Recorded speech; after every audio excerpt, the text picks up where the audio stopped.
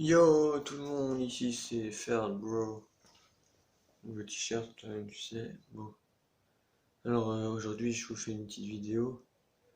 Je voudrais vous parler des films qui ont bercé mon adolescence, mon enfance, ma vie d'adulte, de jeune adulte. Donc on va commencer tout de suite, j'essaierai de vous mettre les images sous le côté ou à la suite je vous mettrai les images des films.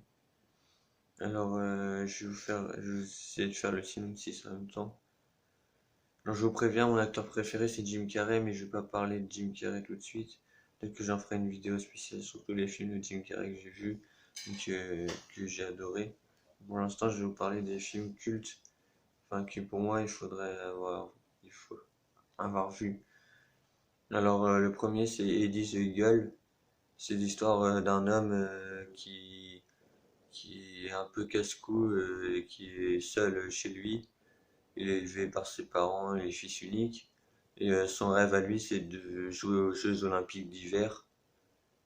Et du coup, il arrive à jouer aux Jeux Olympiques d'hiver et il arrive à faire du saut de ski. Et à la base, il voulait faire un autre sport, mais il n'a pas réussi. À la base, il voulait jouer aux Jeux Olympiques tout court. Mais il s'est cassé le fémur, ou des choses comme ça. Et du coup, à la place, il a fait les Jeux Olympiques d'hiver et il a réussi à faire ce qu'il voulait faire, quoi. Donc, à entrer dans ces Jeux Olympiques d'hiver et à avoir une médaille, quoi, à être médaillé et tout. Donc, Élysée Eagle, un super film pour ceux qui veulent, qui aiment bien se dépasser.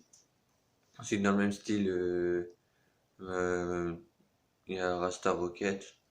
Bon, c'est la même histoire mais avec un groupe de Jamaïcains qui veulent faire, à la base, il y en a un, il veut faire du marathon, enfin, de la course à pied, là, mais la course qu'on peut pas, comment dire, on peut pas, attendez, je regarde. Ah, vous savez, les tours de terrain, là, je sais pas comment ça s'appelle, les tours de piste, là.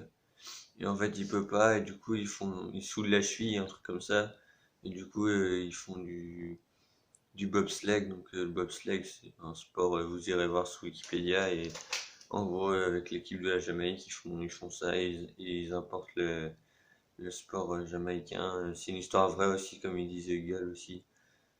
Et donc c'est Rasta Rocket, donc c'est bien.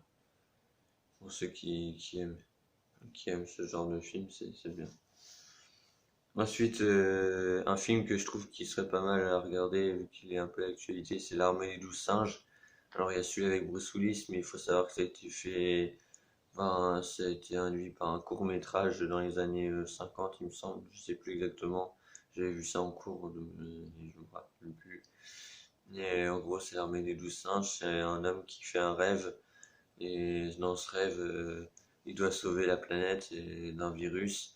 Et il voit un homme dans un aéroport qui meurt à la fin, avant qu'il puisse rencontrer une femme. Et l'endroit où il vit, en fait, c'est les hommes, ils vivent sous terre. Dans l'instant présent, ils vivent sous terre. Et il y a un virus qui a contaminé la Terre. Et du coup voilà, ça me fait penser à notre situation actuelle, quoi, de 2020. Ensuite, il y a le cinquième élément, toujours avec Bruce Willis. Bon, le cinquième élément, c'est l'homme, vous l'aurez deviné. Mais voilà, regardez, je trouve pas mal. Il n'a pas trop vieilli. Parce que parfois, les effets spéciaux, ça fait vieillir le film, ça le rend pas tout jeune, quoi. La Belle Verte, c'est un film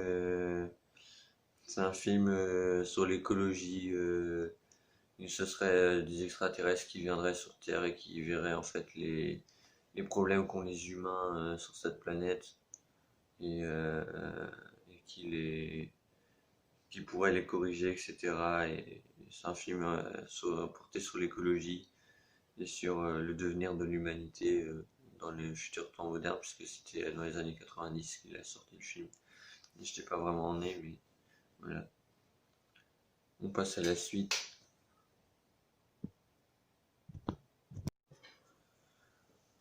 Alors, je vais pas changer grand-chose dans mon décor, hein, mais c'est juste que pour la suite. Donc, un autre film que j'ai bien aimé avec Thierry Lhermitte, si je me trompe pas, Et non, Jacques Villeray il joue dedans. C'est probable que Jacques Villeray joue dedans. C'est un Indien dans la ville. Pareil, c'est un Indien, il se fait adopter par une famille et tout, et à un moment donné, il grimpe sur la tour Eiffel et tout. C'est un film assez marrant à regarder, et j'aime bien. Un film avec Jacques Villeray encore, parce que je crois que dans la vie, il y a Jacques Villeray dedans, mais je suis pas sûr. Donc l'antidote, ça, en gros, c'est à la base, il y a Jacques Villeray, il a une peluche, et cette peluche, c'est un peu son doudou, c'est son médicament, quoi. Sauf que bah, il l'a toujours avec lui. Un jour, il perd la peluche et elle se retrouve dans la poubelle. Et en fait, il se rend compte, il devient ami avec quelqu'un, donc Thierry Lhermitte, si je me trompe pas, le nom d'acteur. Il se retrouve avec lui, ils deviennent amis, et en fait, Thierry Lhermitte remplace la peluche et devient l'antidote, en fait. Voilà. Ensuite, bah, il y a Wasabi avec Jean Reno que j'adore. C'est mon film préféré français. C'est Wasabi, c'est trop bien. C'est juste trop bien, c'est juste trop bien. Allez voir, tapez Wasabi, Jean Reno, vous verrez, c'est excellent comme film. Si vous voulez vous taper une bonne tranche de bar, céréales, si vous voulez vous marrer entre potes et tout, regardez ça, c'est super. Ensuite, il y a 35 kilos d'espoir, c'est un jeune garçon qui est au collège, qui est dysorthographique, dyslexique, et qui fait 35 kilos un peu comme moi quand je faisais 45, 35 kilos au collège. Et bah, son espoir, il est ruiné à l'école, quoi. Il est en échec scolaire, le gamin. Il sait pas écrire correctement et tout le monde se moque de lui. Sauf que son grand-père, il croit en lui. En plus, son grand-père, c'est Gérard Jugnot. Et du coup, bah, c'est une belle histoire et tout, entre un enfant en difficulté, et sa famille et son grand-père. Et, euh, et il arrive à s'en sortir, donc tant mieux pour lui. Je pensais Je crois que c'est. Je suis peu sûr du titre, parce que je vous ai dit, c'est des films que j'ai regardés et j'avais moins de 10 ans, donc des fois. C'est Samir, 12 ans et demi. Je suis pas sûr que ce soit Samir le nom, mais un truc comme ça. C'est trois enfants qui partent, ils sont au collège, ils sont en échec scolaire aussi. Ils se disent, vas-y, viens, faut qu'on se casse d'ici. Parce que l'école, ça craint et tout ça. Du coup, ils se barrent et ils vont à Amsterdam, un truc comme ça. Et ils rencontrent une dame là-bas d'ailleurs, qui les accueille chez eux, chez elle. Et ils vont voyager comme ça et vont revenir chez eux à la fin. Et ça va bien se passer. Happy End. Il y a Neuilly sa mère, mais le 1 que j'ai bien aimé, le 2 je trouve que c'était un peu n'importe quoi. Enfin, j'ai pas regardé que la bande-annonce. Mais voilà. Il y a RTT avec Cadmerade. Et il y a la stratégie de la poussette que j'ai bien aimé personnellement. Le gars me faisait un peu penser à moi, maladroit mais drôle. Voilà. C'est les films cultes que je voulais vous partager. Et sinon, il y a ceux de Jim Carrey. On va y passer de suite. Alors, pour les films de Jim Carrey, je commencerai par celui qui m'a le plus bouleversé. Pas celui que je connais le plus, qui m'a fait le plus marrer, mais celui qui m'a le plus bouleversé. Ça a été, dans tous les films de Jim Carrey que j'ai vus, ça a été The Truman Show. Ce film-là est exceptionnel.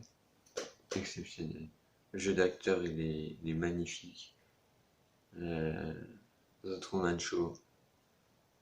Je vous dis pas l'histoire parce que no spoil, mais franchement, Andy Kaufman, je l'ai vu récemment.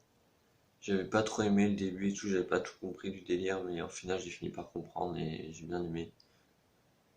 Euh, Enfin, c'est Andy Kaufman dans The Man of the Moon, en fait. Ensuite, bah, The Mask, ça, je pense qu'une bonne partie des gens connaissent. En tout cas, ceux de ma génération, de 98 en dessous, et jusqu'à ceux qui sont nés dans les années 2000, on connaît tous The Mask, je pense. Il y a même eu The Mask 2, mais The Mask 2 sans Jim Carrey, c'est pas vraiment The Mask, quoi. Voilà, après, il y a eu. Qu'est-ce que j'ai bien aimé?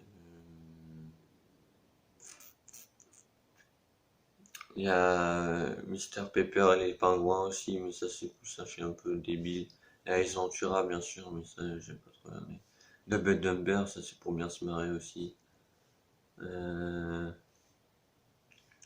Le nombre 23, là il joue un truc super sérieux d'une carrière dedans. Il y a... Qu'est-ce qu'il y a d'autre je sais plus moi. Il en a fait pourtant. Je les avais notés exprès, mais j'ai pas le bon carnet là, j'ai la flemme. Bon, mais en gros, voilà, tapez Jim Carrey filmographie sur internet, vous allez trouver. Je voulais vous partager des films que je connaissais parce que, vu que pour l'instant je peux pas trop faire de rap, ben, je me suis dit une petite vidéo courte comme ça peut faire du bien. Donc voilà. Et je mettrai en lien, j'essaierai d'écrire sous la vidéo tous les titres des films. Voilà. Ciao.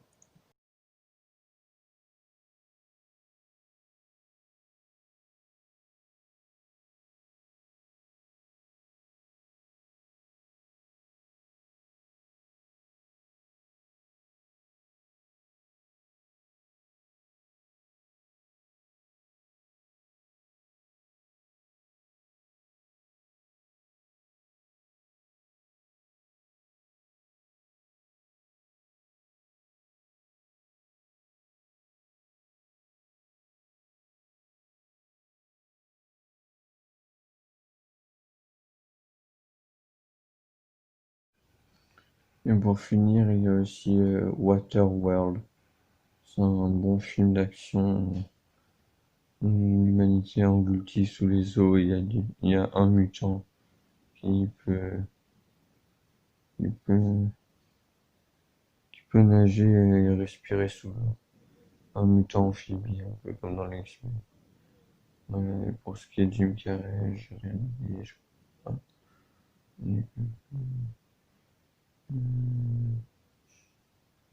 Non, je crois pas. J'en dirai. Ciao, bye.